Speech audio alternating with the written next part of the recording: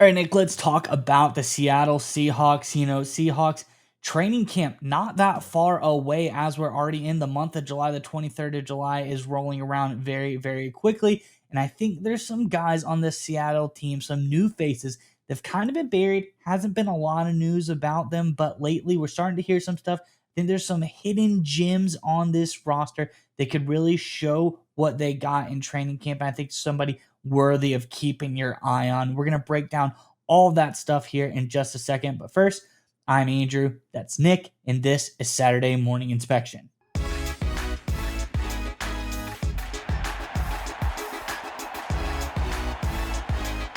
right, Nick, as I alluded to, hidden gem on this Seattle Seahawks roster. Let's throw it out there. Undrafted free agent who's looking really, really interesting. You look at the stats, actually kind of blows you away. Let's get into the article and we can talk more about everything on the other side. First up from SI.com says the potential Jared Ivey has for the Seahawks in 2025 is quite high.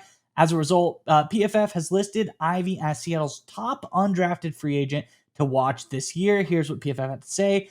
Ivey was the biggest draft faller on PFF's big board, going undrafted despite ranking as the number 66 prospect. That's actually kind of crazy to me, but nonetheless, steal for the Seahawks there. Said there's no questioning his production. 40 quarterback pressures, 8 sacks, and 21 stops. The Ole Miss product had 16 sacks over the past 2 seasons, tying for 10th most among Power 5 defenders. He could be a legitimate weapon in Seattle's edge rotation. I think this is absolutely true. I think Jared Ivey looks really great, but you don't have to just take my word for it. You don't have to take PFF's word for it. We can look at the stats and compare him to some really, really quality draft picks. Actually, let's compare him to all first round guys that were edge rushers. Everyone knows edge rushers, high premium on the position. Let's compare him. 3 guys in the first round here. First up, we've got Shamar Stewart for Texas A&M, 17th overall. James Pierce Jr., 26th overall to the Falcons. And Michael Williams, 11th overall to the 49ers. 3 really highly drafted first-round guys going up against an undrafted free agent for the Seahawks here. And as we see, Jared Ivey, when he goes up against these guys, his stats look just as good, comparable, and in a lot of cases, even better. When we looked at just pure pass rush stats here for Jared Ivey, we have Ivey on the green here. Ivey, 90.8 pass rush grade. Shamar Stewart, 67.2. James Pierce Jr., 88.9. And Michael Williams, a 70.8. We look in run defense. He's just as good as a lot of these guys. He stands out in the pass rush, but he's just as good as a lot of these guys when it comes to run defense. We're talking undrafted free agent to first round picks here. So we got Jared Ivey, 82.7, Shamar Stewart, 88.2, James Pierce Jr., 84.1, and Michael Williams, 82.9. So all but virtually identical to Michael Williams. He's a little bit under Pierce, a little bit under Stewart, but again, all of these guys very, very close in the run defense game. And we look at overall grade, this is where Jared Ivey just overall is a lot better as well. 90.6 overall defensive grade for him, 79.5 for Shamar Stewart. For James Pierce Jr., 86.9, and Michael Williams, 78.4. So it looks good on paper. The PFF grades, everything through the board, whether it's pass rush, run defense, or overall, he's looking just as good, or in a lot of cases, even better. But we don't even just have to go on grades.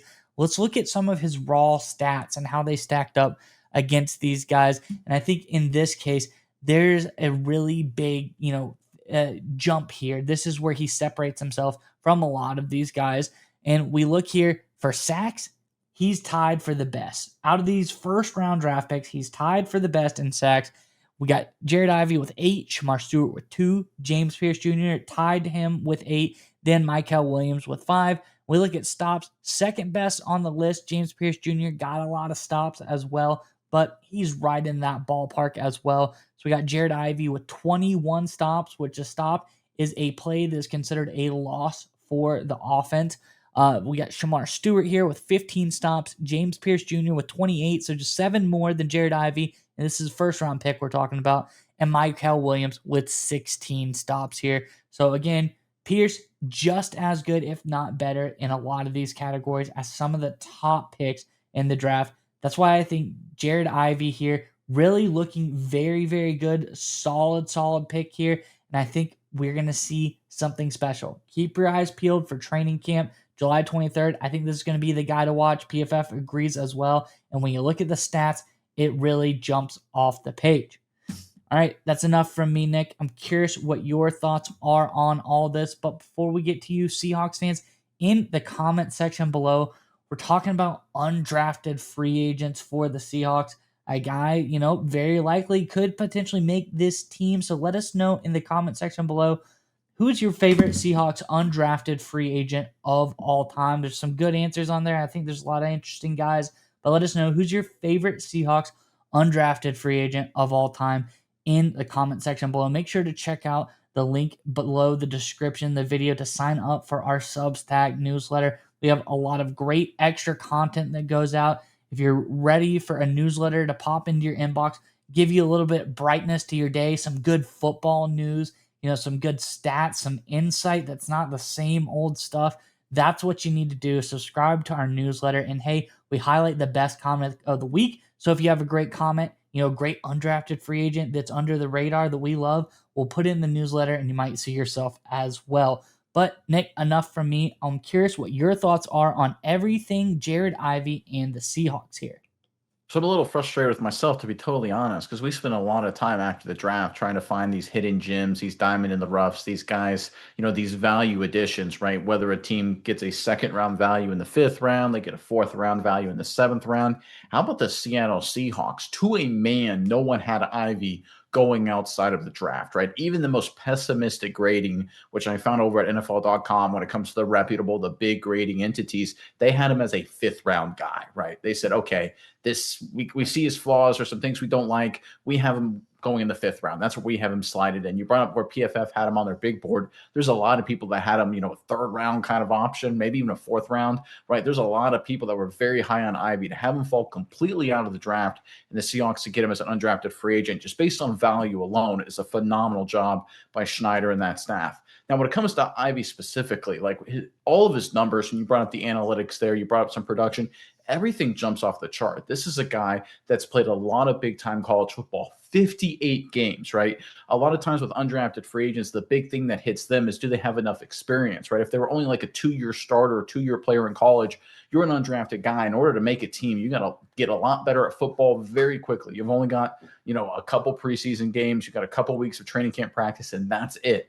And that hurts a lot of guys because it takes time to develop, right? Football's hard. You got to play a lot of competition, a lot of live snaps. Ivy's a guy that's played a lot of those competitive snaps. He's played 2 years in the ACC with Georgia Tech, 3 years in the SEC with Ole Miss, and he's gotten better and better each and every season. Let's look at his sacks. So starting in 2021, he had 1.5 sacks. 2022, 3.5 sacks. 2023, 5.5, and in 2024, 7 sacks. So we're talking about incremental improvement across the board for Ivy, and that follows a similar trend for all of his statistics, all of his production. You brought up the fact that he grades out very well, not just in comparison to, fifth round picks or seventh round picks, but to top first round guys, right? He grades out extremely well. A big question as well, does he not have an NFL frame? Does he not have an NFL body? The guy's 6'6", 275 pounds, right? He's got an NFL frame. That's not a question. He played in the SEC at a high level. We know he's a good athlete.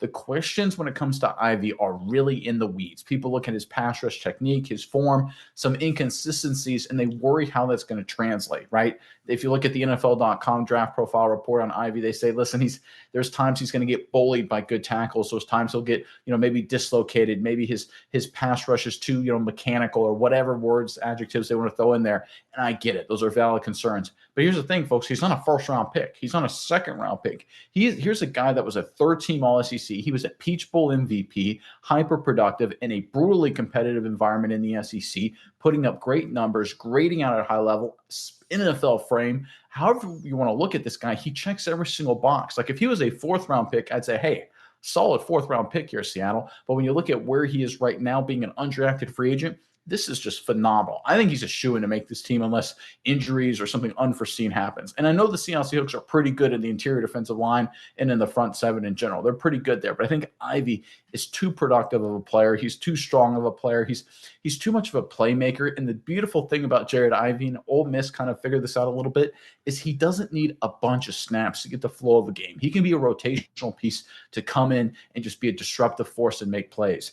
The weird thing about Jared Ivey is that in some of his worst games, over the course of the game, as opposing offensive linemen figured him out, he got a little bit worse, right? Because people said, okay, these are his moves. We can kind of contain him a little bit more. I look at Ivey making the squad and not getting a lot of snaps, which means opposing offensive linemen, they won't have a lot of snaps to figure him out. So I expect this is going to be a guy, even his rookie year as an undrafted free agent, I'm going to predict he makes this team and is productive. I'm talking about some pressures, I'm talking about some stops, some tackles. I think he's going to make some plays for Seattle during the regular season. He's that good of a football player. He was that good of a football player in the SEC. Great physical tools. Mike McDonald, John Schneider, they got themselves a heck of a football player. And I just can't believe it when I look at his numbers. I got his stats right in front of me, all the numbers and the reporting and all of the metrics you showed. I have no idea how this guy fell out of the draft, but hey, credit to Seattle. They got themselves a good one in Ivy here. Yeah, Nick. And when you hear about Ivy, every knock that people put on him, everything someone says about him, like, okay, his RAS wasn't that great, or he doesn't have like the off ball twitch, or his technique isn't like 100%. I always go back to like our favorite example of this, Orlando Brown Jr., a guy who he didn't necessarily look the part, as far as a top tier NFL, offensive tackle. This is a guy who his technique was a little bit sloppy, but the bottom line was he got the job done in college, and then obviously goes to the Ravens. He gets the job done in the NFL, and then bounces around different teams. He keeps doing it. He keeps doing the job. So we always on this channel say, okay, what is? I think RAS is a good tool. I think it's a good supplement to show if a player is good. Like, hey, this guy's really doing a great job. He has great RAS score. Okay, super athletic. That's how he gets to that. But I don't think it should be the rule. I think when you look, obviously production on the field is a big part of the game. It's the biggest part of the game. I think people need to pay more attention to it, because that's how a guy like Jared Ivey falls. You miss out on his production. You look at, oh, well, his relative athletic score isn't quite good enough. That's how these guys fall. That's how you get a guy like Jared Ivey as an undrafted free agent. Again, steal for the Seahawks. Kudos to them for being able to identify it on for Ivy, bring him in. I think, like you said, this guy is not only going to start and get some playing time for the Seahawks this year, but he's going to be productive doing so, because he was productive everywhere he went as well, especially at Ole Miss in the SEC.